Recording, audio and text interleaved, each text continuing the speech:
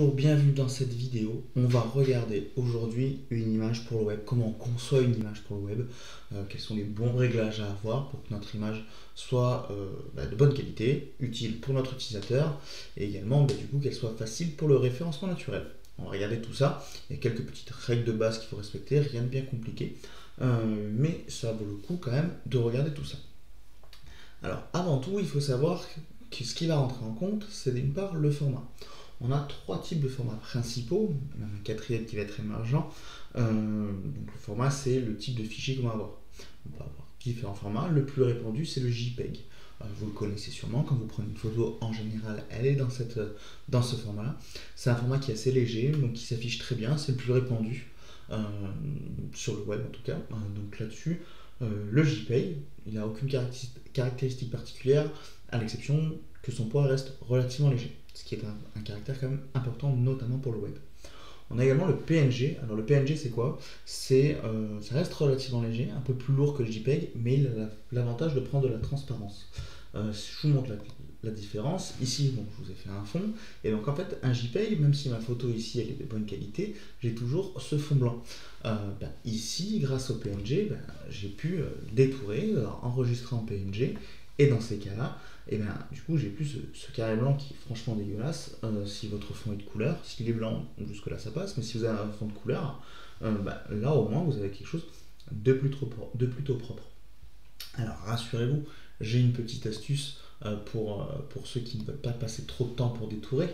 Ici, j'ai un petit outil qui s'appelle remove.bg. Je vous invite à aller sur ce site, c'est gratuit, c'est en ligne. J'ai juste à uploader ma photo. Donc ici, je reprends ma petite Twingo. Il calcule tout seul. Et en fait, voilà, il me la détourne automatiquement. J'ai plus qu'à la télécharger, la télécharge en PNG, et donc facile. Ça marche très très bien, hein. Moi je le fais sur pas mal de choses, je l'utilise quotidiennement. Plutôt que d'aller sur Photoshop ou Photopea, prendre ma plume, détourer, sélectionner le bon élément, et puis enlever l'arrière-plan avec un masque de fusion. Là, vous vous embêtez pas, vous arrivez dessus, vous prenez votre photo, ça télécharge, ça le fait tout seul, ça travaille tout seul. Je peux un petit peu la modifier, hein, je peux rajouter des filtres éventuellement, ou voire même estomper un petit peu l'intensité du détourage. Donc là-dessus, c'est vous qui voyez, mais en tout cas, vous mettez votre photo, vous téléchargez, c'est fini. Donc franchement, très simple.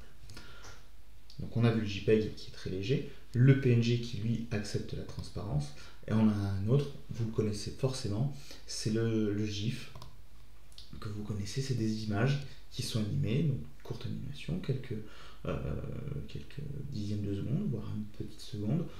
Là-dessus, c'est des images. Donc vous pouvez les intégrer, c'est lu par les navigateurs, c'est lu par votre site web. C'est forcément un petit peu plus lourd vu que c'est animé, mais vous pouvez tout à fait l'intégrer dans vos communications.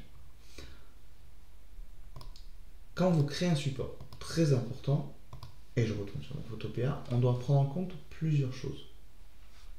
La résolution, parce que les ordinateurs ne fonctionnent pas pareil que l'œil humain, ou que voilà, quand on imprime quelque chose. Donc forcément, on doit voir la résolution, les couleurs que va utiliser votre logiciel justement pour avoir votre palette de couleurs, et la taille de votre fichier, le poids de l'image. Alors ça, on le fait dès le début. Quand vous créez un support de communication, on vous le demande dès le départ. Par exemple, je suis sur Photopea, donc une alternative à Photoshop. C'est le même principe sur Photoshop, hein. Ici, donc on peut nommer notre projet, largeur, hauteur par rapport à notre dimension, et la DPI.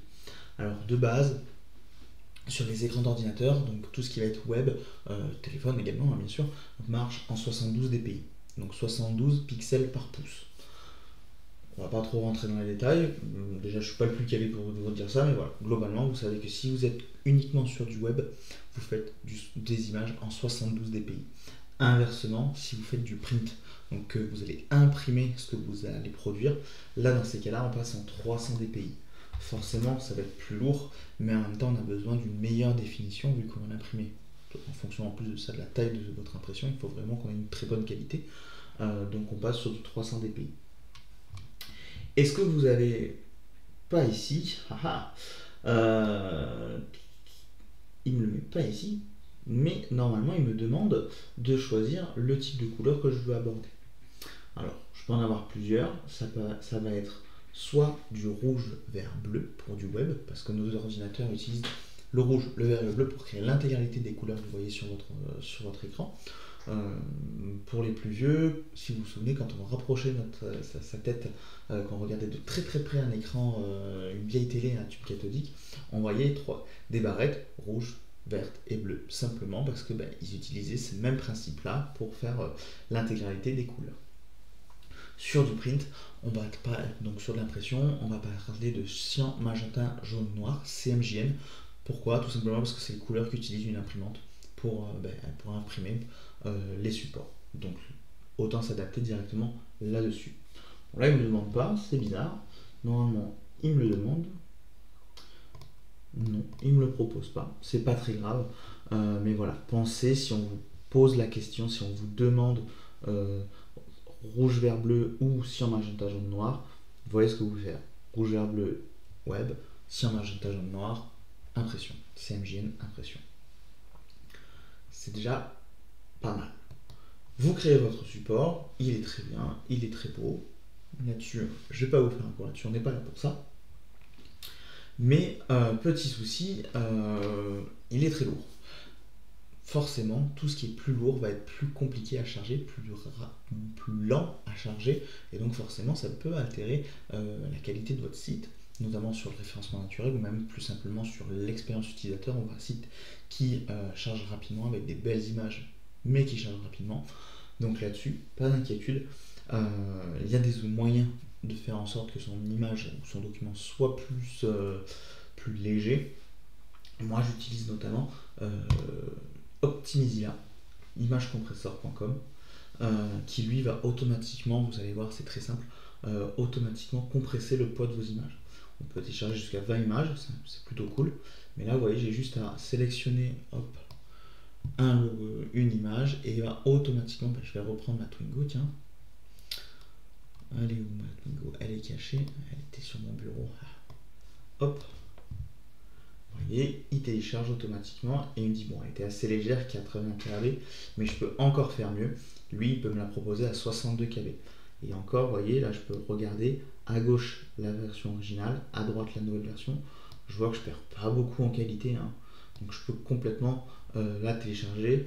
Je gagne 24%, c'est pas négligeable. Et en plus de ça, je garde quand même une bonne expérience utilisateur. Je peux même encore ajuster, baisser un petit peu la qualité.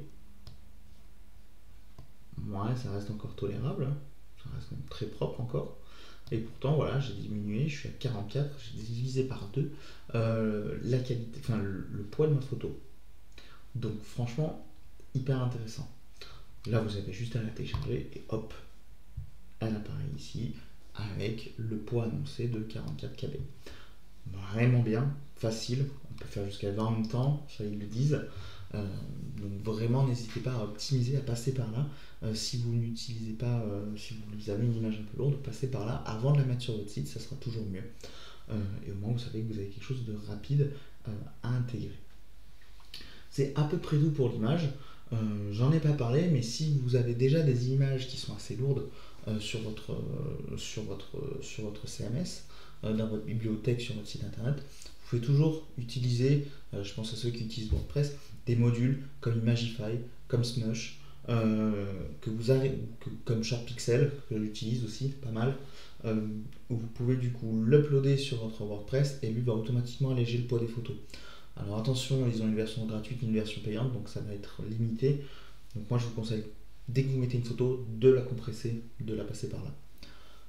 Je vous donne une échelle, mais par exemple, une image doit rarement faire plus de 800 kb, 1 MO maximum, grand max, sinon ça va être trop lent. Déjà 1 MO, ça risque d'être beaucoup.